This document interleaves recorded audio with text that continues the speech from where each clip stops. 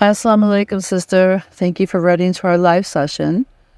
I'm really sorry to hear about what you're going through with your husband. I can imagine it's very difficult, surprising, and most of all, very hurtful. As this was not discussed probably prior to your marriage, you're probably very confused as to why he wants a second wife. And it appears to have occurred when he was talking with a coworker, and then they got closer, right? You stated that he started talking about his coworker, how hardworking she is, and that she's his friend, and they're a lot alike. And then he started talking about marrying her. He also stated that she has a child, and she's half his age. So you kind of brushed it off at first, right? But he keeps talking about her, so that's very hard to ignore. He even says things in front of the kids, like he found a female friend and he's going to go on a date and maybe he'll marry her, which is like, it's inappropriate, right? Because as Muslims, we're not supposed to date, number one.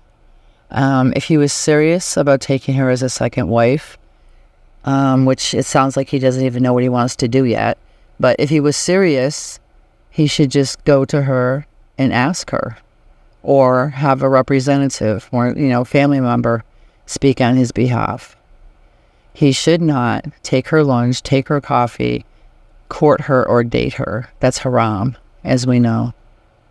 So with that said, he's already going about things the wrong way.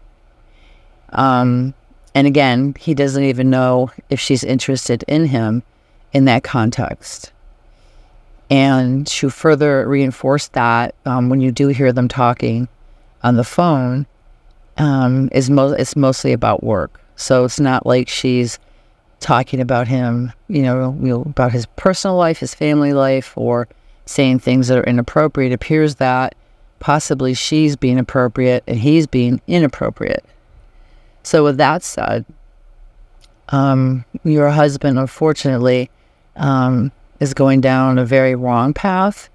And if you could sit down with him, sister, and just explain to him, look, what you're doing is haram. You're not supposed to be dating. You're married. And you can even show him, the authentic hadiths, and show him, ayats from the Quran, that, enforce this. Because what he is doing is haram. Either he's going to ask her to marry him, or he's not, and he's going to leave it alone, right? There's really no in between here. As far as how you feel, my heart goes out to you, and I can understand how hurt and angry and upset that you are, right?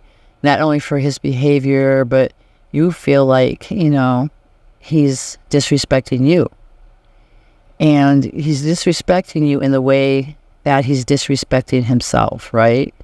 Because a husband and wife are supposed to be like one. They're supposed to be a protection for one another. And he's, dating somebody, which is haram. And that's not, a positive thing for you, right, to go through emotionally.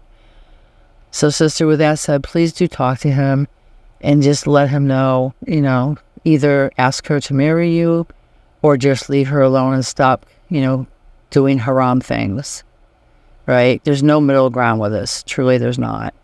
And at that point, that'll give you a better idea of what moves you need to make, correct? If he asks her to marry him and she says yes, then you need to evaluate what you want to do, right? Having more than one wife, of course, is permitted in Islam, and a lot of times it's a beautiful thing. And sometimes it's not, right?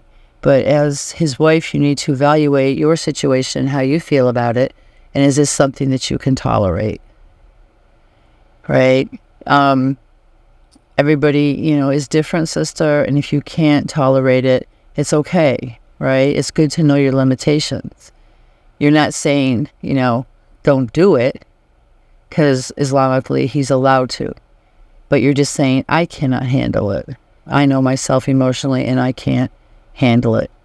And that is okay, too, because that is your right as well. Moving forward, sister, If he does not want to, make a decision either way, perhaps the two of you can talk to an imam at the masjid that you go to, or another Islamic scholar that you trust and feel comfortable with to guide you both in the right direction. And I would bring that up to him as well. And of course, please do all this in a loving way, because I know you're hurt. I know it's going to be really difficult to be calm when talking to him about this, because you're so hurt, and I know that. But if you are calm and just express that you love him and you want to save the marriage, he's more likely to be open and listen, right? But if you're upset and you're, accusatory, which you have every right to be, don't get me wrong, but if you are that way, then he'll just shut down, right? And he won't hear you.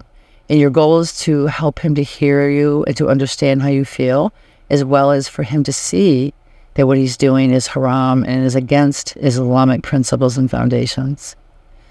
So, sister, please do have a talk with him, a loving one, and then if needed, speak with an imam or another Islamic, scholar together, or get marriage counseling, preferably with an Islamic counselor, therapist as well, to help resolve the situation. And please, I know it feels like Allah is not with you, sister, but He is, right? This is just a test. Allah loves you very much. He truly does.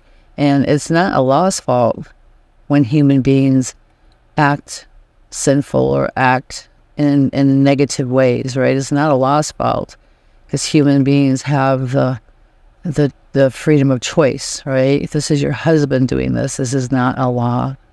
So please draw close to Allah, make dua, pray, stay close to Him, and just ask for Allah's guidance through this whole situation until it's resolved.